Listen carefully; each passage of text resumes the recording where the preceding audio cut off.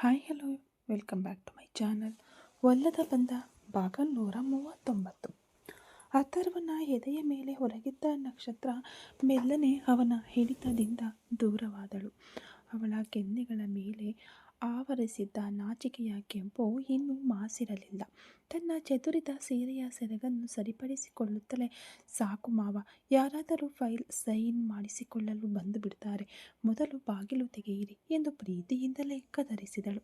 ಅಥರ್ವ ತನ್ನ ತುಟಿಗಳಲ್ಲಿ ಒಂದು ಕಳ್ಳ ಮುಗುಳು ನಗೆಯೊಂದಿಗೆ ತನ್ನ ಆಫೀಸ್, ತನ್ನ ಕ್ಯಾಬಿನ್, ಇದರಲ್ಲಿ ನನ್ನ ಆಫೀಸ್, ನನ್ನ ಕ್ಯಾಬಿನ್, ಇದರಲ್ಲಿ ನನ್ನ ಹೆಂಡತಿಯನ್ನು ಸ್ವಲ್ಪ ಮುದ್ದಾಡುವುದಕ್ಕೂ ಈ ಅಥರ್ವ ಯಾರಿಗಾದರೂ ಹೆದರಬೇಕಾ ಏನು ಎಂದು ರೇಗಿಸಿದರು.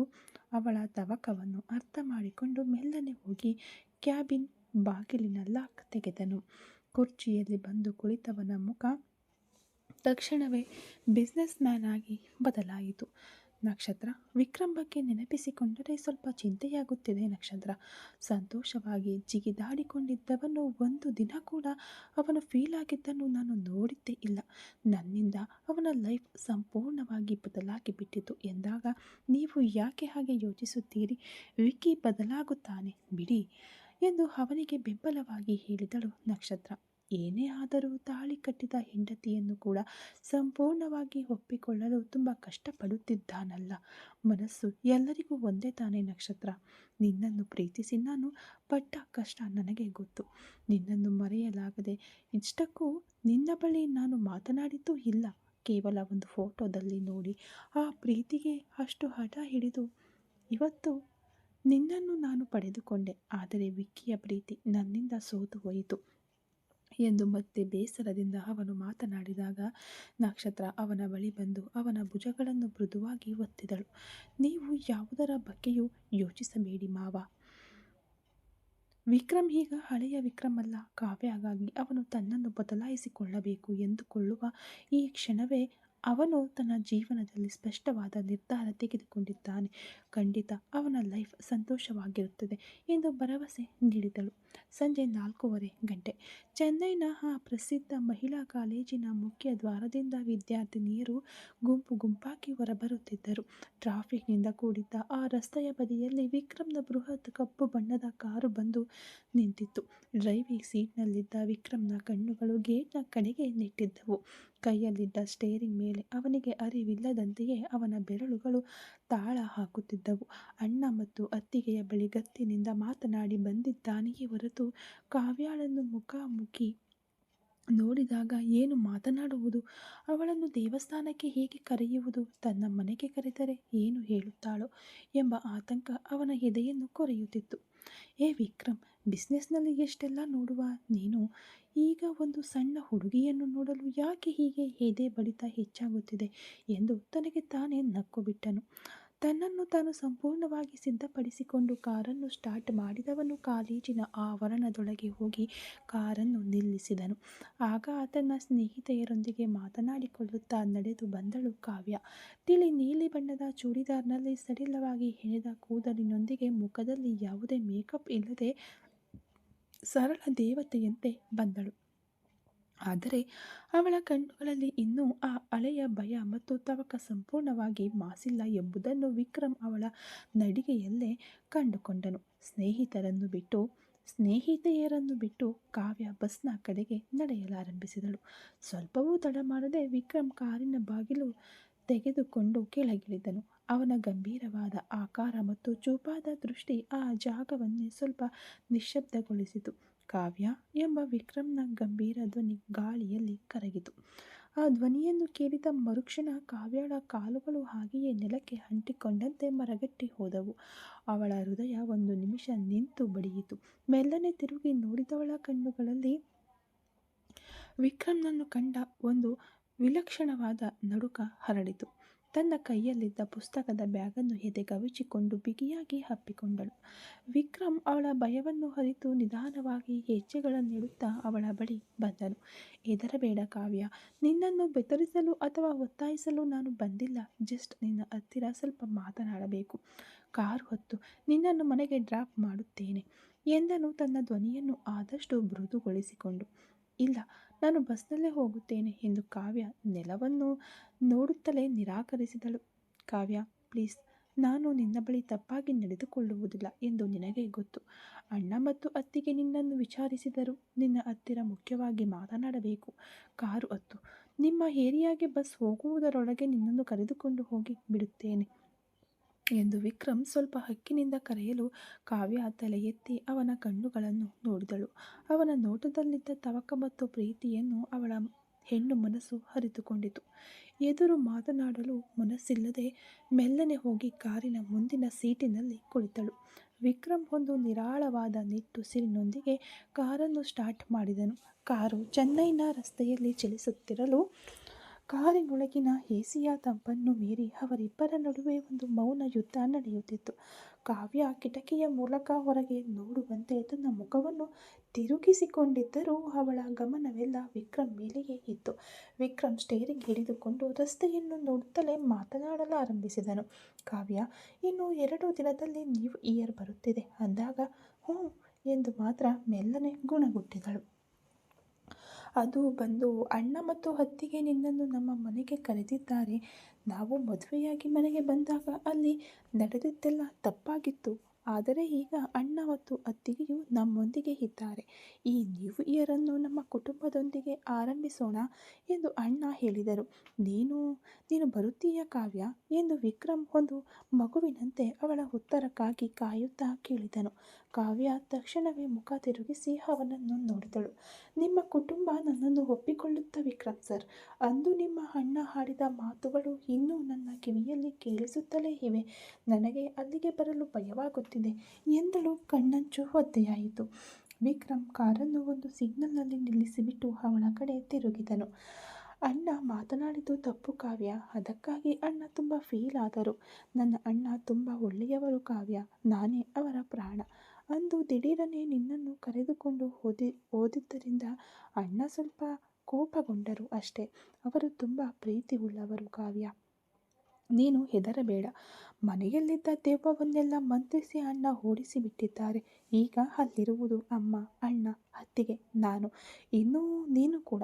ಅಲ್ಲಿ ನಿನ್ನನ್ನು ಯಾರೂ ಒಂದು ಮಾತು ಕೂಡ ತಪ್ಪಾಗಿ ಮಾತನಾಡುವುದಿಲ್ಲ. ನಿನಗೆ ನಾನಿದ್ದೇನೆ ಕಾವ್ಯ. ಈ ವಿಕ್ರಮ್ ಜೀವಂತವಾಗಿರುವವರೆಗೂ ನಿನ್ನನ್ನು ಯಾರೂ ನೋಯಿಸಲು ಸಾಧ್ಯವಿಲ್ಲ. ಅದಷ್ಟೇ ಅಲ್ಲದೆ ಎಂದು ವಿಕ್ರಮ್ ಸ್ವಲ್ಪ ಹಿಂಜರಿದನು. ಬೇರೆ ಏನು ಎಂದು ಕಾವ್ಯ ಅವನ ಹಿಂಜರಿಕೆಯನ್ನು ನೋಡಿ ಕೇಳಿದಳು. ನ್ಯೂ ಇಯರ್ ದಿನ ಬೆಳಿಗ್ಗೆ ನಾವಿಬ್ಬರು ಮಾತ್ರ ಏಕಾಂಗಿಯಾಗಿ ಒಂದು ದೇವಸ್ಥಾನಕ್ಕೆ ಹೋಗಿ ಬರೋಣ ಅಂದ್ಕೊಂಡಿದ್ದೇನೆ. ನಿನಗೆ ದೇವಸ್ಥಾನಕ್ಕೆ ಹೋಗುವುದು ಇಷ್ಟ ತಾನೇ ಎಂದು ವಿಕ್ರಮ್ ತುಂಬ ಮುಗ್ಧನಾಗಿ ತನ್ನ ಅಣ್ಣ ಹೇಳಿದ್ದ ಲಾಂಗ್ ಡ್ರೈವ್ ಐಡಿಯಾವನ್ನೆಲ್ಲ ಮರೆತು ಬಿಟ್ಟು ಕೇಳಲು ಕಾವ್ಯಾಳ ತುಟಿಗಳಲ್ಲಿ ಅವಳಿಗೆ ಅರಿಯದಂತೆ ಒಂದು ಮೃದುವಾದ ಮುಗುಳ್ನಗೆ ಹರಳಿತು. ದೊಡ್ಡ ದೊಡ್ಡ ರೌಡಿಗಳನ್ನೇ ಹೊಡೆದೋಡಿಸಿದ ಮನುಷ್ಯನ ಹೀಗೆ ಪುಟ್ಟ ಮಗುವಿನಂತೆ ಮುಗ್ಧವಾಗಿ ಕೇಳುತ್ತಿದ್ದಾನೆ ಎಂದು ಅವಳೊಳಗೆ ಒಂದು ತುಂಟಾಟ ಮಿಂಚಿತು. ಅವಳ ಆ ಮುಗುಳ್ನಗೆಯನ್ನು ಕಂಡ ವಿಕ್ರಮ್ನ ಎದೆಯಲ್ಲಿ 1000 ಹೂವುಗಳು ಒಟ್ಟಿಗೆ ಅರಳಿದಂತಹ ಒಂದು ಪರಮಾನಂದ ಉಂಟಾಯಿತು. ನಕ್ಕು ಬಿಟ್ಟೆಯಾ? ಹಾಗಾದರೆ ಓಕೆ ತಾನೇ, ನ್ಯೂ ಇಯರ್ಗೆ ನಮ್ಮ ಮನೆಗೆ ಬರುತ್ತೀಯಲ್ಲ ಎಂದನು ಆಸಕ್ತಿಯಿಂದ.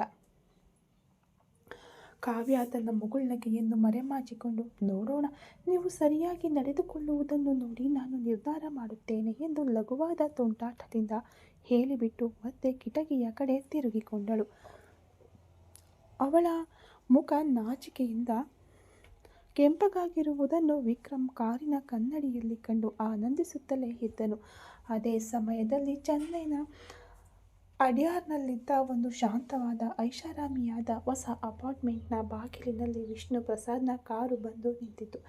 ಇಳಿ ಯಾಮಿನಿ, ಇದೇ ನಮ್ಮ ಮನೆ ಎಂದನು. ವಿಷ್ಣು ಕಾರಿನ ಬಾಗಿಲು ತೆಗೆದುಕೊಂಡು ಯಾಮಿನಿ ಕಾರಿನಿಂದ ಇಳಿದು ಆ ಬೃಹತ್ ಕಟ್ಟಡವನ್ನು ನೋಡಿದಳು. ವಿಷ್ಣು ಪ್ರಸಾದ್ ಕನ್ಸ್ಟ್ರಕ್ಷನ್ನ ಅತ್ಯುತ್ತಮ ಪ್ರಾಜೆಕ್ಟ್ಗಳಲ್ಲಿ ಅದು ಒಂದು. ವಿಷ್ಣು ಅವಳನ್ನು ಕರೆದುಕೊಂಡು ಲಿಫ್ಟ್ ಮೂಲಕ 5ನೇ ಮಹಡಿಯಲ್ಲಿದ್ದ ಆ ವಿಶೇಷ ಫ್ಲಾಟ್ಗೆ ಕರೆದೊಯ್ದನು. ಬಾಗಿಲು ತೆಗೆದು ಒಳಗೆ ಪ್ರವೇಶಿಸಿದ ಯಾಮಿನಿ ಆಘಾತದಲ್ಲಿ ಮರಗಟ್ಟಿ ಹೋದಳು. ಆ ಮನೆಯ ಹಾಲಿನಲ್ಲಿ ಅವಳಿಗೆ ಇಷ್ಟವಾದ ತಿಳಿ ಬೂದು ಮತ್ತು ಬಿಳಿ ಬಣ್ಣದ ಪೇಂಟ್ ಮಾಡಲಾಗಿತ್ತು. ಒಂದು ಗೋಡೆಯ ಮೇಲೆ ಅವಳ ಕೆಲವು ಚಿತ್ರಗಳನ್ನು ಸುಂದರವಾಗಿ ಫ್ರೇಮ್ ಮಾಡಿ ನೇತು ಹಾಕಲಾಗಿತ್ತು. ಅದಕ್ಕಿಂತ ಮುಖ್ಯವಾಗಿ ಒಂದು ಮೂಲೆಯಲ್ಲಿ ಹುಟ್ಟಲಿರುವ ಮಗುವಿಗಾಗಿ ಒಂದು ಸುಂದರವಾದ ತೊಟ್ಟಿಲು ಮತ್ತು ಕೆಲವು ಬೊಂಬೆಗಳನ್ನು ಇಡಲಾಗಿತ್ತು. ಏನ್ರಿ, ಯಾವುದೋ ಮನೆ ನೋಡಿದ್ದೇನೆ ಎಂದು ಹೇಳಿದಿರಿ, ಆದರೆ ಇದೆಲ್ಲ ಎಂದು ಯಾಮಿನಿ ತಡವರಿಸುವ ಧ್ವನಿಯಲ್ಲಿ ಕೇಳಿದಳು. ವಿಷ್ಣು ಅವಳ ಬಳಿ ಬಂದು ಅವಳ ಭುಜಗಳನ್ನು ಹಿಡಿದುಕೊಂಡನು. ಮಾಯಾ ನನ್ನ ಬಳಿ ಮಾತನಾಡಿದ ಮುಂದಿನ ಅರ್ಧ ಗಂಟೆಯಲ್ಲಿಯೇ ನನ್ನ ಅಸಿಸ್ಟೆಂಟ್ಗೆ ಫೋನ್ ಮಾಡಿ ಈ ಮನೆಯನ್ನು ರೆಡಿ ಮಾಡಲು ಹೇಳಿದೆ ಯಾಮಿನಿ. ಆ ಆದಿಶೇಷನ ನೆರಳು ಕೂಡ ನಮ್ಮ ಮೇಲೆ ಬೀಳಬಾರದು. ಇನ್ನೂ ಈ ಮನೆ, ನೀನು, ನಮ್ಮ ಮಗು, ನಮ್ಮ ಮಾಯಾ. ಆಮೇಲೆ ನಿನ್ನ ಮನಸ್ಸು ಯಾವಾಗ ಒಪ್ಪುತ್ತದೆಯೋ ಆಗ ಈ ವಿಷ್ಣು, ಇದೇ ನಮ್ಮ ಪ್ರಪಂಚ ಎಂದನು ಕಣ್ಣುಗಳಲ್ಲಿ ಸತ್ಯ ಮಿಂಚುತ್ತಿರಲು. ಯಾಮಿನಿಗೆ ಅದಕ್ಕಿಂತ ಹೆಚ್ಚು ತನ್ನ ಅಳುವನ್ನು ನಿಯಂತ್ರಿಸಲು ಸಾಧ್ಯವಾಗಲಿಲ್ಲ. ವಿಷ್ಣುವಿನ ಎದೆಯಲ್ಲಿ ಮುಖ ಹುದುಗಿಸಿ ಬೋರೆಂದು ಹತ್ತು ಬಿಟ್ಟಳು. ಅಷ್ಟು ದಿನಗಳಿಂದ ತಾನು ಪಟ್ಟ ಅವಮಾನಗಳು, ಗಾಯಗಳು ಅವನ ಈ ಒಂದು ಅಪ್ಪುಗೆಯಲ್ಲಿ ಕರಗಿ ಹೋಗುತ್ತಿರುವುದನ್ನು ಅವಳು ಅರಿತಳು. ವಿಷ್ಣು ಅವಳನ್ನು ತನ್ನ ಎದೆಗವಿಚಿಕೊಂಡು ಬಿಗಿಯಾಗಿ ಅಪ್ಪಿಕೊಂಡು ಅವಳ ಕಣ್ಣೀರನ್ನು ತನ್ನ ಬೆರಳುಗಳಿಂದ ಹೊರೆಸಿದನು. ಅಳಬೇಡ ಯಾಮಿನಿ, ನಿನ್ನ ಈ ಅಳುವಿಗೆ ಕಾರಣವಾದ ನನ್ನ ಕ್ಯಾರೆಕ್ಟರನ್ನೇ ನಿನಗಾಗಿ ನಾನು ಬದಲಾಯಿಸಿಕೊಳ್ಳಲು ಪ್ರಯತ್ನಿಸುತ್ತಿದ್ದೇನೆ ಎಂದು ವಿಷ್ಣು ಪ್ರಸಾದ್ ಯೋಚಿಸುತ್ತಿರುವಾಗಲೇ ಮಾಯಾನನ್ನು ಸಂಜೆ ಆಫೀಸ್ಗೆ ಬರಲು ಹೇಳಿದ್ದು ನೆನಪಿಗೆ ಬಂತು. ಯಾಮಿನಿ ಮಾಯಾಗೆ ಅಪಾರ್ಟ್ಮೆಂಟ್ ಅಡ್ರೆಸ್ ಕೊಡಬೇಕು. ಅವಳ ಬಳಿಯೂ ನಾನು ಇನ್ನೂ ನಮ್ಮ ಅಪಾರ್ಟ್ಮೆಂಟ್ನಲ್ಲೇ ಮನೆ ರೆಡಿ ಮಾಡಿದ್ದೇನೆ ಎಂದು ಹೇಳಲೇ ಇಲ್ಲ ಎಂದವನು ತಕ್ಷಣವೇ ಮಾಯಾಗೆ ಫೋನ್ ಮಾಡಿದನು. ಬಹಳ ಹೊತ್ತು ರಿಂಗ್ ಆಗಿ ಕಟ್ ಆಗುವ ಹೊತ್ತಿಗೆ ಕರೆ ಸ್ವೀಕರಿಸಲ್ಪಟ್ಟಿತು. ಹಲೋ ಮಾಯಾ ಎಂದು ವಿಷ್ಣು ಆರಂಭಿಸುವಾಗಲೇ, ಏನು ಬಾವಾ, ನಿಮ್ಮ ವೈಫ್ ಜೊತೆ ರಾಜಿಯಾಗಿದ್ದೀರಾ ಅನಿಸುತ್ತೆ. ಒಳ್ಳೆಯ ವಿಚಾರವೇ, ಶುಭಾಶಯಗಳು. ಆದರೆ ನನ್ನ ಜೀವನವನ್ನು ಗುಂಡಿ ತೋಡಿ ಹೂಡಲು ನೋಡುತ್ತಿರುವುದೇ ಸ್ವಲ್ಪ ಅಲ್ಲ, ತುಂಬಾ ನನಗೆ ಕಿರಿಕಿರಿ ಮಾಡುತ್ತಿದೆ. ಇನ್ನು ಮುಂದೆ ನಿಮ್ಮ ಲೈಫ್ ಮಾತ್ರ ನೋಡಿಕೊಳ್ಳಿ. ಅದನ್ನು ಬಿಟ್ಟು ನನ್ನ ಹೆಂಡತಿಯನ್ನು ನನ್ನಿಂದ ದೂರ ಮಾಡಬೇಕು ಅಂತ ನೆನೆಸಿದರೆ ಈ ಸಾಗರ್ನ ಇನ್ನೊಂದು ಮುಖವನ್ನು ನೋಡಬೇಕಾಗುತ್ತದೆ ಎಂದ ಕ್ಷಣ ವಿಷ್ಣುವಿಗೆ ಆಘಾತವಾಯಿತು. ಲೇ ಸಾಗರ್, ನನ್ನ ತಂಗಿಯ ಫೋನ್ ನಿನ್ನ ಬಳಿ ಹೇಗಿದೆ ಎಂದು ಕೋಪದಿಂದ ಕಿರುಚಿದನು ವಿಷ್ಣು. ಆ ಕಡೆಯಿಂದ ಸಾಗರ್ನ ನಗುವಿನ ಸದ್ದು ಜೋರಾಗಿ ಕೇಳಿಸಿತು. ಆ ಫೋನ್ನ ಇನ್ನೊಂದು ತುದಿಯಿಂದ ಸಾಗರ್ನ ರಾಕ್ಷಸಿ ಪ್ರೇಮದ ನಗು ಜೋರಾಗಿ ಕೇಳಿ ವಿಷ್ಣು ಪ್ರಸಾದ್ನ ಕಿವಿಗಳನ್ನು ತೋತು ಮಾಡಿತು. ಅವನ ಎದೆಯೊಳಗೆ ಆಕ್ರೋಶ ಮತ್ತು ಕೊಲೆಗಳು ಕಥನ ಎರಡೂ ಸೇರಿ ಬೆಂಕಿಯಂತೆ ಕುದಿಯತೊಡಗಿದವು. ಕೈ ಬೆರಳುಗಳು ಸ್ಟೇರಿಂಗ್ನಂತೆ ಬಿಗಿಯಾದವು. ಪಕ್ಕದಲ್ಲಿ ನಿಂತಿದ್ದ ಯಾಮಿನಿ ತನ್ನ ಗಂಡನ ಮುಖದಲ್ಲಿ ದಿಢೀರನೆ ಆವರಿಸಿದ ಆ ಉಗ್ರವಾದ ಕೋಪವನ್ನು ಕಂಡು ಹೆದರಿ ಹೋದಳು. ಏನಾಗುತ್ತಿದೆ ಎಂದು ಅರ್ಥವಾಗದೆ ತಳಮಳದಿಂದ ಅವನ ಕೈಗಳನ್ನು ಹಿಡಿದುಕೊಂಡಳು. ಅವಳ ಕೈಗಳ ಸ್ಪರ್ಶದಿಂದ ವಿಷ್ಣು ತಕ್ಷಣವೇ ಯಾಮಿನಿಯನ್ನು ಹಿಂತಿರುಗಿ ನೋಡಿದನು. ಅವಳ ಕಣ್ಣುಗಳು ಭಯದಿಂದ ಕಳವಳಗೊಂಡಿದ್ದವು. ಗರ್ಭಿಣಿಯಾಗಿರುವ ಈ ಸಂದರ್ಭದಲ್ಲಿ ಅವಳಿಗೆ ಅನಗತ್ಯ ಮಾನಸಿಕ ಒತ್ತಡವನ್ನು, ಭಯವನ್ನು ನೀಡಬಾರದು ಎಂದು ಮೊದಲ ಬಾರಿಗೆ ತನ್ನ ಹೆಂಡತಿಯ ಮೇಲೆ ಅವನೊಳಗೆ ಒಂದು ವಿಶಿಷ್ಟವಾದ ಕಾಳಜಿ ಹುಟ್ಟಿತು. ವಿಷ್ಣು ತನ್ನ ಮುಖಭಾವವನ್ನು ಕಷ್ಟಪಟ್ಟು ಬದಲಾಯಿಸಿಕೊಂಡು, ಯಾಮಿನಿ, ನೀನು ಒಳಗೆ ಹೋಗಿ ನನಗೆ ಒಂದು ಲೋಟ ಕಾಫಿ ತೆಗೆದುಕೊಂಡು ಬರುತ್ತೀಯಾ ಎಂದನು, ಧ್ವನಿಯನ್ನು ಮೃದುಗೊಳಿಸಿಕೊಂಡು. ಸರಿ ಎಂದು ವಿಷ್ಣುವಿನ ಮುಖವನ್ನೇ ಒಂದು ಕ್ಷಣ ನೋಡಿ ನಿಧಾನ ಹೆಜ್ಜೆಯೊಂದಿಗೆ ಅಡುಗೆ ಮನೆಯ ಕಡೆಗೆ ನಡೆದಳು ಯಾಮಿನಿ ಒಳಗೆ ಹೋಗಿದ್ದನ್ನು ಖಚಿತಪಡಿಸಿಕೊಂಡು ಮತ್ತೆ ಫೋನನ್ನು ಕಿವಿಗೆ ಬಲವಾಗಿ ಒತ್ತಿ ತನ್ನ ಧ್ವನಿಯಲ್ಲಿ ಕೋಪ ಮತ್ತು ಅಧಿಕಾರವನ್ನು ಸಂಪೂರ್ಣವಾಗಿ ತುಂಬಿ, ಲೇ, ಈಗ ಯಾಕೋ ದೆವ್ವದ ಹಾಗೆ ನಗ್ತಾ ಇದ್ದೀಯಾ? ನನ್ನ ತಂಗಿಯ ಫೋನ್ ನಿನ್ನ ಬಳಿ ಹೇಗೆ ಬಂತು ಅಂತ ಕೇಳಿದೆ ಎಂದು ಕಿರುಚಿದ. ಇನ್ನೊಂದು ತುದಿಯಲ್ಲಿ ಸಾಗರ್ನ ವ್ಯಂಗ್ಯ ಮಿಶ್ರಿತ ವರ್ತನೆ ಬದಲಾಗಲೇ ಇಲ್ಲ. ಏನು ಭಾವ, ಹಾಳು ಬೆಳೆದಿದ್ದೀಯ, ಆದರೆ ಬುದ್ಧಿ ಸ್ವಲ್ಪನೂ ಬರಲೇ ಇಲ್ಲ. ಅದರಲ್ಲಿ ಈಗ ಒಂದು ಮಗುವಿಗೆ ಬೇರೆ ಅಪ್ಪ ಆಗ್ತಾ ಇದ್ದೀಯ. ಹೆಂಡತಿಯ ಫೋನ್ ಗಂಡನ ಬಳಿ ಇರುವುದರಲ್ಲಿ ಏನು ದೊಡ್ಡ ಆಶ್ಚರ್ಯ? ನಿನ್ನ ತಂಗಿಯೇ ನನಗೆ ಸ್ವಂತ. ಹಾಗಿರುವಾಗ ಅವಳ ಫೋನನ್ನು ನಾನು ತೆಗೆದುಕೊಳ್ಳುವುದರಲ್ಲಿ ನಿನಗೇನು ಸಮಸ್ಯೆ ವಿಷ್ಣು ಎಂದನು ನಿರ್ಲಕ್ಷ್ಯದಿಂದ. ನಿನ್ನ ಹೆಂಡತಿಯ ಲೈ, ಅದನ್ನೆಲ್ಲ ಸರಿಯಾಗಿ ವಿಧಿಬದ್ಧವಾಗಿ ಮದುವೆಯಾದವನು ಹೇಳಬೇಕಾದ ಮಾತು. ನನ್ನ ತಂಗಿಯನ್ನು ಮೋಸ ಮಾಡಿ ನನ್ನ ಅಪ್ಪ ಕರೆತಂದು ನಿನ್ನ ಮನೆಯೊಳಗೆ ಬಿಟ್ಟಾಗ ಅಲ್ಲಿ ಅವಳಿಗೆ ಇಷ್ಟವಿಲ್ಲದೇನೆ ಎಲ್ಲವೂ ನಡೆಯಿತು. ನನ್ನನ್ನು ಒಂದು ಕಡೆ ಅಪಹರಿಸಿ ಇಟ್ಟು ನನ್ನ ತಂಗಿಯನ್ನು ಬೆದರಿಸಿ ಅವಳು ಸಾಯುವ ಸ್ಥಿತಿಯಲ್ಲಿದ್ದಾಗ ತಾಳಿ ಕಟ್ಟಿದ ನೀನೆಲ್ಲ ಗಂಡ ಹೆಂಡತಿ ಸಂಬಂಧದ ಬಗ್ಗೆ ಮಾತನಾಡಲೇಬಾರದು. ಕೇವಲ ಅವಳ ದೇಹಕ್ಕೆ ಆಸೆಪಟ್ಟು ನನ್ನ ಅಪ್ಪ ಹೇಳಿದ ಕೀಳು ಮಟ್ಟದ ಐಡಿಯಾಗಳನ್ನೆಲ್ಲ ಕೇಳಿ ತಲೆ ಅಲ್ಲಾಡಿಸಿದ ನಾಯಿ ತಾನೇ ನೀನು. ಯಾವ ಮಾವನಾದರೂ ಅಳಿಯನಿಗೆ ಇಂಥದ್ದೊಂದು ಐಡಿಯಾ ಹೇಳ್ತಾನಾ? ನಿಮ್ಮಿಬ್ಬರನ್ನು ನೆನಪಿಸಿಕೊಂಡರೇನೆ ಕತ್ತರಿಸಿ ಬಲಿ ಕೊಡಬೇಕು ಅನ್ನಿಸುತ್ತಿದೆ. ಏನು ಮಾಡೋದು? ನನ್ನ ತಂಗಿಗಾಗಿ ತಾಳ್ಮೆಯಿಂದ ಇದ್ದೇನೆ. ಇಲ್ಲಿ ನೋಡು, ಅವಳಿಗೆ ನಿನ್ನನ್ನು ಸ್ವಲ್ಪವೂ ಇಷ್ಟವಿಲ್ಲ. ಮರ್ಯಾದೆಯಿಂದ ನನ್ನ ತಂಗಿಯನ್ನು ನನ್ನ ಬಳಿ ಒಪ್ಪಿಸು. ಸುಮ್ಮನೆ ಅವಳ ಮೇಲೆ ಕೈ ಮಾಡಿದರೆ ಆಮೇಲೆ ನಿನ್ನನ್ನು ಜೀವಂತವಾಗಿ ಬಿಡಲ್ಲ ಸಾಗರ್ ಎಂದು ಆಕ್ರೋಶದಿಂದ ಎಚ್ಚರಿಸಿದನು ವಿಷ್ಣು. ಇದನ್ನು ಕೇಳಿದ ಸಾಗರ್ನ ಧ್ವನಿ ತಕ್ಷಣವೇ ಗಂಭೀರವಾಗಿ ಕಟ್ಟುನಿಟ್ಟಾದ ಬಿಸ್ನೆಸ್ ಮ್ಯಾನ್ನ ವರ್ತನೆಯೊಂದಿಗೆ ಬದಲಾಯಿತು. ನಿನಗೆ ಸ್ವಲ್ಪವಾದರೂ ತಲೆಯಲ್ಲಿ ಬುದ್ಧಿ ಇದೆಯಾ ವಿಷ್ಣು? ನಿನ್ನ ಅಪ್ಪ ಏನೋ ನನ್ನ ಲೀಗಲ್ ಅಡ್ವೈಸರ್ ಆಗಿ ನನಗೆ ಕೆಲವು ಅಡ್ವೈಸ್ ಮಾಡಿದರೆ ಹೊರತು ಒಬ್ಬ ಮಾವನ ಅರ್ಹತೆಯಿಂದ ನನಗೆ ಏನನ್ನೂ ಹೇಳಲಿಲ್ಲ. ನಾನು ನಿನ್ನ ತಂಗಿಯ ದೇಹಕ್ಕೆ ಆಸೆಪಟ್ಟು ಅವಳನ್ನು ಎತ್ತಿಕೊಂಡು ಬಂದಿದ್ದರೆ ಇಷ್ಟು ದಿನ ನಿನ್ನ ತಂಗಿ ಶೀಲದಿಂದ ಭದ್ರವಾಗಿ ನನ್ನ ಮನೆಯಲ್ಲಿ ಇರುತ್ತಿರಲಿಲ್ಲ. ಅರ್ಥವಾಯಿತಾ? ನಿನ್ನ ಅಪ್ಪ ಏನು ನನ್ನ ಬಳಿ ಹೇಳಬೇಕೆಂಬ ಕಾರಣಕ್ಕಾಗಿ ಒಬ್ಬ ಲಾಯರ್ ಆಗಿ ಕೆಲವು ವಿಷಯಗಳನ್ನು ಹೇಳಿದರು. ಅದನ್ನು ಕೇಳಿ ಹಾಗೆಯೇ ಕಾರ್ಯಗತಗೊಳಿಸುವಷ್ಟರ ಮಟ್ಟಿಗೆ ನಾನೇನು ದಡ್ಡನಾ? ನಾನು ಸಾಗರ್, ಮುಂಬೈ ಸಾಗರ್ ಅಗರ್ವಾಲ್. ಎಷ್ಟು ದೊಡ್ಡ ಬಿಸ್ನೆಸ್ ಸಾಮ್ರಾಜ್ಯದ ಕಿಂಗ್ ಗೊತ್ತಾ ನಿನಗೆ? ನಾನು ಒಂದು ಚಿಟಿಕೆ ಹೊಡೆದರೆ ನನಗೆ ಹೆಣ್ಣು ಕೊಡಲು ಭಾರತದಲ್ಲಿ ಮಾತ್ರವಲ್ಲ, ಜಾಗತಿಕ ಮಟ್ಟದಲ್ಲಿ ಟಾಪ್ 10 ಶ್ರೀಮಂತರು ಸಾಲುಗಟ್ಟಿ ನಿಲ್ಲುತ್ತಾರೆ. ಆದರೆ ನಿನ್ನ ತಂಗಿಯ ಮೇಲೆ ನಾನು ಆಸೆಪಟ್ಟು ಅವಳನ್ನು ಬಿಟ್ಟುಕೊಡದೆ ಮದುವೆಯಾಗಿದ್ದಕ್ಕೆ ಒಂದೇ ಒಂದು ಕಾರಣ, ಅವಳ ದೇಹಕ್ಕೆ ಆಸೆಪಟ್ಟಲ್ಲ, ಅವಳನ್ನು ನಾನು ಪ್ರೀತಿಸಿದೆ ಅನ್ನುತ್ತಾ ಸಾಗರ್ ಉಸಿರು ತೆಗೆದುಕೊಂಡು ಮುಂದುವರೆಸಿದನು. ಆ ಪ್ರೀತಿಗಾಗಿ ಒಂದು ವಿಷಯವನ್ನು ಸ್ಪಷ್ಟವಾಗಿ ಹೇಳಿಬಿಡುತ್ತೇನೆ. ಮಾಯಾಗೆ ಯಾರಾದರೂ ತೊಂದರೆ ಕೊಟ್ಟರೆ ಅವರ ಕುತ್ತಿಗೆಯನ್ನೇ ಸೀಳುತ್ತೇನೆ. ಹಾಗಿರುವಾಗ ಅವಳಿಗೆ ನಾನು ತೊಂದರೆ ಕೊಡುತ್ತೇನಾ? ನಿನ್ನ ತಂಗಿ ನನ್ನ ಹೆಂಡತಿಯೇ, ಅದರಲ್ಲಿ ಯಾವುದೇ ಬದಲಾವಣೆಯೂ ಇಲ್ಲ. ಅದೇ ಸಮಯದಲ್ಲಿ ಅವಳ ಇಷ್ಟವಿಲ್ಲದೆ ನನ್ನ ಕೈ ಬೆರಳು ಕೂಡ ಅವಳ ಮೇಲೆ ಬೀಳುವುದಿಲ್ಲ. ಅದಕ್ಕೆ ನಾನು ಗ್ಯಾರಂಟಿ. ಯಾಕೆಂದರೆ ಅವಳು ನನ್ನ ಪ್ರಾಣ. ಸದ್ಯಕ್ಕೆ ಅವಳು ಏನೋ ಹಠ ಮಾಡುತ್ತಿದ್ದಾಳೆ. ಒಂದು ದಿನ ಎಲ್ಲವೂ ಬದಲಾಗುತ್ತದೆ. ಪ್ರೀತಿಯಲ್ಲಿ ಸೋತು ಹೋದರೆ ಪ್ರೇಮಿಯನ್ನು ನೆನಪಿಸಿಕೊಳ್ಳುತ್ತಲೇ ಕಟ್ಟಿಕೊಂಡವರನ್ನು ಕಳಚಿಬಿಟ್ಟು ಒಂಟಿಯಾಗಿಯೇ ಬದುಕಬೇಕು ಎಂಬ ಯಾವ ಶಾಸ್ತ್ರವೂ ಹೇಳಿಲ್ಲ, ಕಾನೂನು ಹೇಳಿಲ್ಲ. ಪ್ರೀತಿಸುವುದು ಮನಸ್ಸಿಗೆ ಸಂಬಂಧಿಸಿದ್ದು ತಾನೆ. ಯಾರು ಯಾರನ್ನ ಬೇಕಾದರೂ ಪ್ರೀತಿಸಬಹುದು. ಆದರೆ ಎಲ್ಲ ಪ್ರೀತಿಯು ಮದುವೆಯಲ್ಲಿ ಮುಗಿಯುತ್ತದೆ ಎಂದು ಹೇಳಲಾಗುವುದಿಲ್ಲ. ಕೆಲವರಿಗೆ ಆ ಪ್ರೀತಿ ಸಕ್ಸಸ್ ಆಗುತ್ತದೆ, ಅದು ಅವರ ಲಕ್. ನಿನ್ನ ತಂಗಿ ಆ ವಿಕ್ರಮ್ನನ್ನು ಪ್ರೀತಿಸಿರಬಹುದು, ಆದರೆ ಈ ಸಾಗರ್ ಮಾಯಾಳನ್ನು ಮಾತ್ರ ಪ್ರೀತಿಸಿದ.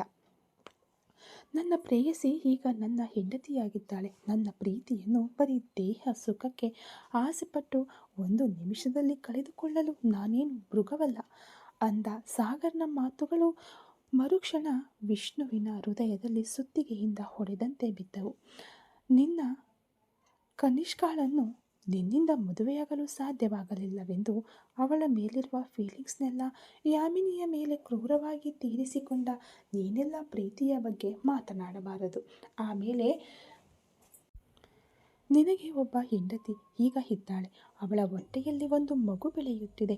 ನೀನು ಅಪ್ಪ ಆಗ್ತಾ ಇದ್ದೀಯ. ಆ ಜವಾಬ್ದಾರಿಯೊಂದಿಗೆ ನಿನ್ನ ಕುಟುಂಬದೊಂದಿಗೆ ಸಂತೋಷವಾಗಿರು. ಈಗ ಪ್ರತ್ಯೇಕವಾಗಿ ಸಂಸಾರ ಹೂಡಿದ ಹಾಗೆ ನಿನ್ನ ಹೆಂಡತಿಯನ್ನು ಚೆನ್ನಾಗಿ ನೋಡಿಕೊ. ಆದಷ್ಟು ಬೇಗ ನಿನ್ನ ತಂಗಿಯು ಮನಸ್ಸು ಬದಲಾಯಿಸಿ ಬರುತ್ತಾಳೆ. ಅವಳೇ ನಿನಗೆ ಫೋನ್ ಮಾಡಿ ಅಣ್ಣ ನೀನು ಮಾವ ಆಗ್ತಾ ಇದ್ದೀಯಾ ಎಂದು ಹೇಳುತ್ತಾಳೆ. ಆಗ ಸಂತೋಷಪಡು. ಯಾಕೆಂದರೆ ಆ ಮಾತನ್ನು ಅವಳು ಹೇಳುವಾಗ ಅವಳ ಮನಸ್ಸಿನಲ್ಲಿ ನಾನಿರುತ್ತೇನೆ ಅಂದಾಗ ವಿಷ್ಣು ಆಘಾತದಲ್ಲಿ ಮರಗಟ್ಟಿ ನಿಲ್ಲಲು ಸಾಗರ್ ಕೊನೆಯ ಎಚ್ಚರಿಕೆ ನೀಡಿದನು. ಈ ಸಾಗರ್ ತುಂಬ ಕೆಟ್ಟವನು ವಿಷ್ಣು, ಒಳ್ಳೆಯವರಿಗೆ ಒಳ್ಳೆಯವನು. ಅದೇ ಸಮಯದಲ್ಲಿ ನನಗೆ ಎದುರಾಗಿ ನಿಂತರೆ ನೀನು ಸತ್ತೆ. ನಿನಗೆ ಒಬ್ಬ ಒಳ್ಳೆಯ ಭಾವನಾಗಿರಬೇಕು ಎಂದು ಅಂದುಕೊಂಡಿದ್ದೇನೆ. ನನ್ನ ಹೆಂಡತಿಯನ್ನು ನನ್ನಿಂದ ದೂರ ಮಾಡಬೇಕು ಎಂದು ಯೋಚಿಸುವ ಯಾರೇ ಆಗಿದ್ದರೂ ಅವರಿಗೆ ಸಾವು ಮಾತ್ರವೇ ಶಿಕ್ಷೆ. ಮನುಷ್ಯನಾಗಿರುವ ನನ್ನನ್ನು ಮೃಗವಾಗಿ ಬದಲಾಯಿಸಬೇಡ. ನಿನ್ನ ತಂಗಿ ನನ್ನ ಬಳಿ ನನ್ನ ಹೆಂಡತಿಯಾಗಿ ಸುರಕ್ಷಿತವಾಗಿದ್ದಾಳೆ. ನಿನ್ನ ಆಫೀಸ್ ಕಾರ್ ಈಗ ನಿನ್ನ ಆಫೀಸ್ನೊಳಗೆ ಬಂದಿರಬೇಕು. ನನ್ನ ಆಳು ತಂದು ನಿಲ್ಲಿಸಿರುತ್ತಾನೆ. ಸುಮ್ಮನೆ ನಮ್ಮ ಬಗ್ಗೆ ಯೋಚಿಸುವುದನ್ನು ಬಿಟ್ಟು ನಿನ್ನ ಹೆಂಡತಿಯ ಜೊತೆ ಸಂತೋಷವಾಗಿರಲು ನೋಡು.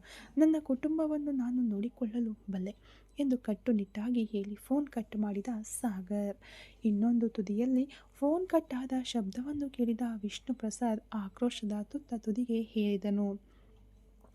ಅವನ ಅಷ್ಟು ಗರ್ವ ಮತ್ತು ಹೀಗೋ ಸಾಗರ್ನ ಮಾತುಗಳಿಂದ ನುಚ್ಚು ನೂರಾಗಿದ್ದವು.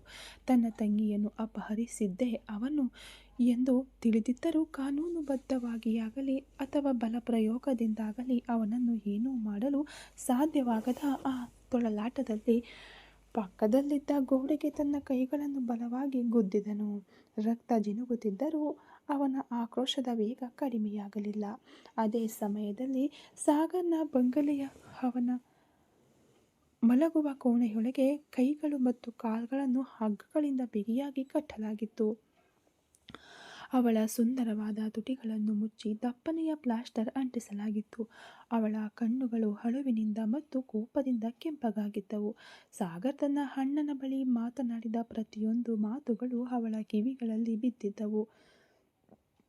ತನ್ನನ್ನು ಒಂದು ಲೆಕ್ಕಕ್ಕೆ ಇಡದೆ ತನ್ನ ಅಣ್ಣನನ್ನೇ ಬೆದರಿಸಿ ವಿಕ್ರಮ್ನೊಂದಿಗೆ ಇದ್ದ ತನ್ನ ಪ್ರೀತಿಯನ್ನು ಗೇಲಿ ಮಾಡಿದ ಸಾಗರ್ನನ್ನು ಅವಳ ಕಣ್ಣುಗಳು ಕೊಲೆಗಡುಕ ದೃಷ್ಟಿಯಿಂದ ಹಾಸಿಗೆಯ ಮೇಲೆ ಮಲಗಿದಂತೆಯೇ ನೋಡುತ್ತಿದ್ದವು. ಸಾಗರ್ ಮೆಲ್ಲನೆ ಅವಳ ಬಳಿ ಬಂದು ಅವಳ ಮುಖದ ಮೇಲೆ ಬಿದ್ದಿದ್ದ ಕೂದಲಿನ ಎಲೆಗಳನ್ನು ಸರಿಸಿ ಅವಳ ಕೆನ್ನೆಯನ್ನು ಮೃದುವಾಗಿ ಸವರಿದನು. ಅವನ ಕೈಗಳ ಸ್ಪರ್ಶದಿಂದ ಮಾಯಾ ಮುಖ ಸಿಂಡರಿಸಿಕೊಂಡು ಹಗ್ಗಗಳನ್ನು ಹರಿದು ಹಾಕಲು ಪ್ರಯತ್ನಿಸುತ್ತಿರುವಂತೆ ತನ್ನ ದೇಹವನ್ನು ಅಲುಗಾಡಿಸಿ ಒದ್ದಾಡಿದಳು. ಅವಳ ಬಾಯಿಯ ಪ್ಲಾಸ್ಟರ್ನೊಳಗಿನಿಂದ ಒಂದು ಸಣ್ಣ ನರಳುವಿಕೆಯ ಶಬ್ದ ಕೋಪದಿಂದ ಹೊರಬಂದಿತು. ತುಟಿಗಳನ್ನು ಮುಚ್ಚಿದ್ದ ದಪ್ಪನೆಯ ಪ್ಲಾಸ್ಟರನ್ನು ಸಾಗರ್ನ ಕೈಗಳು ಕಸಿದುಕೊಂಡ ಆ ಕ್ಷಣ ಉಂಟಾದ ತೀವ್ರವಾದ ನೋವನ್ನು ಮೀರಿ ಮಾಯಾ ತುಟಿಗಳಿಂದ ಆಕ್ರೋಶದ ಮಾತುಗಳು ಅಗ್ನಿ ಜ್ವಾಲೆಯಂತೆ ಸಿಡಿದೆದ್ದವು. ಛೀ, ಕೈ ತೆಗೆಯೋ ಮೃಗವೇ, ನನ್ನ ಅಣ್ಣನನ್ನು ಬೆದರಿಸಿಬಿಟ್ಟು ಏನೋ ದೊಡ್ಡ ಇವನ ಹಾಗೆ ಬಂದು ನನ್ನ ಕೆನ್ನೆಯನ್ನು ಮುಟ್ಟುತ್ತಿದ್ದೀಯಾ? ನಿನ್ನ ಈ ವಿಕೃತ ಪ್ರೀತಿಗೆ ಹೆಸರು ಪ್ರೀತಿಯಲ್ಲ, ಮೃಗೀಯತನ. ನನ್ನನ್ನು ಈ ರೂಮಿನಲ್ಲಿ ಕಟ್ಟಿ ಹಾಕಿರಬಹುದು, ಆದರೆ ನನ್ನ ಮನಸ್ಸಿನಲ್ಲಿ ನಿನ್ನಿಂದ ಎಂದಿಗೂ ಜಾಗ ಪಡೆಯಲು ಸಾಧ್ಯವಿಲ್ಲ ಸಾಗರ್ ಎಂದು ಉಸಿರು ಬಿಗಿದು ಕಿರುಚಿದಳು ಮಾಯಾ. ಕೋಪದಿಂದ ಅವಳ ಎದೆ ವೇಗವಾಗಿ ಏರಿಳಿಯುತ್ತಿತ್ತು. ಕಣ್ಣುಗಳು ಕೆಂಪಾಗಿ ಸಾಗರ್ನನ್ನು ಸುಟ್ಟು ಹಾಕುವಂತೆ ನೋಡುತ್ತಿದ್ದವು. ಸಾಗರ್ ಅವಳ ಕೋಪವನ್ನು ಕಂಡು ಸ್ವಲ್ಪವೂ ವಿಚಲಿತನಾಗಲಿಲ್ಲ. ಬದಲಾಗಿ ಅವಳ ಆಕ್ರೋಶವನ್ನು ಆನಂದಿಸುತ್ತಿರುವಂತೆ ಅವಳ ಹಾಸಿಗೆಯ ಅಂಚಿನಲ್ಲಿ ಮೆಲ್ಲನೆ ಕುಳಿತನು. ಅವಳ ಕಾಲುಗಳಿಗೆ ಕಟ್ಟಿದ್ದ ಹಗ್ಗಗಳನ್ನು ಮೆಲ್ಲನೆ ಬಿಚ್ಚಿ ಕೈಗಳಲ್ಲಿದ್ದ ಕಟ್ಟುಗಳನ್ನು ಮಾತ್ರ ಲಘುವಾಗಿ ಸಡಿಲಗೊಳಿಸಿದನು. ಮಾಯಾ, ನಿನ್ನ ಈ ಮುದ್ದಾದ ಕೋಪವೇ ನನಗೆ ತುಂಬ ಇಷ್ಟವಾಗಿದೆ. ಆದರೆ ನಿನ್ನ ಬಾಯಿಯಿಂದ ಬರುತ್ತಿರುವ ಮಾತುಗಳೇ ಸ್ವಲ್ಪ ಓವರ್ ಆಗಿದೆ. ನಾನು ನಿನ್ನನ್ನು ಬೆದರಿಸಿ ತಾನೇ ತಾಳಿ ಕಟ್ಟಿದ್ದು, ಇಲ್ಲ ಅಂತ ಹೇಳಲ್ಲ. ಆದರೆ ಅಂದು ನನ್ನನ್ನು ಮದುವೆಯಾಗುವುದಕ್ಕಿಂತ ಆ ಹಾಳಾದ ವಿಕ್ರಮ್ಗಾಗಿ ವಿಷ ಕುಡಿದಿಯಲ್ಲ, ಆಗ ನನ್ನ ಎದೆ ಎಷ್ಟು ಹುರಿದಿರಬೇಕು ಅಂತ ನಿನಗೆ ಗೊತ್ತಾ ಎಂದು ಹೇಳಿದನು ಸಾಗರ್. ಅವನ ಧ್ವನಿಯಲ್ಲಿ ಪ್ರೀತಿ ಮತ್ತು ದ್ವೇಷ ಸಮಾನವಾಗಿ ಬೆರೆತಿತ್ತು. ವಿಕ್ರಮ್ ನನ್ನ ಪ್ರಾಣ ಸಾಗರ್. ಅವನನ್ನು ನಾನು ಪ್ರೀತಿಸಿದೆ. ನನ್ನ ಕೊನೆಯ ಉಸಿರಿರುವವರೆಗೂ ಅವನ ನೆನಪು ಮಾತ್ರವೇ ನನ್ನ ಮನಸ್ಸಿನಲ್ಲಿರುತ್ತದೆ. ನೀನು ಬೇಕಾದರೆ ನನ್ನ ದೇಹವನ್ನು ಇಲ್ಲಿ ಬಂಧಿಸಿಟ್ಟುಕೊಳ್ಳಬಹುದು, ಆದರೆ ಒಂದು ದಿನವೂ ನಿನ್ನನ್ನು ನನ್ನ ಗಂಡನಾಗಿ ಈ ಮಾಯಾ ಒಪ್ಪಿಕೊಳ್ಳುವುದಿಲ್ಲ ಎಂದು ಬಿಕ್ಕಿ ಬಿಕ್ಕಿ ಹತ್ತಳು. ಸಾಗರ್ ತಕ್ಷಣವೇ ಅವಳ ಮುಖದ ನೇರಕ್ಕೆ ತನ್ನ ಮುಖವನ್ನು ತಂದನು. ಅವನ ಉಸಿರಾಟ ಮಾಯಾಳ ಮುಖಕ್ಕೆ ತಾಗಿದಾಗ ಅವಳು ಅಸಹ್ಯದಿಂದ ಮುಖವನ್ನು ತಿರುಗಿಸಲು ಪ್ರಯತ್ನಿಸಿದಳು. ಆದರೆ ಅವಳ ಗಲ್ಲವನ್ನು ಕಟ್ಟುನಿಟ್ಟಾಗಿ ಹಿಡಿದು ತನ್ನ ಕಡೆಗೆ ತಿರುಗಿಸಿದನು ಸಾಗರ್. ಈ ಕತೆ ಇನ್ನು ಮುಂದುವರೆಯುವುದು. Thank you so much.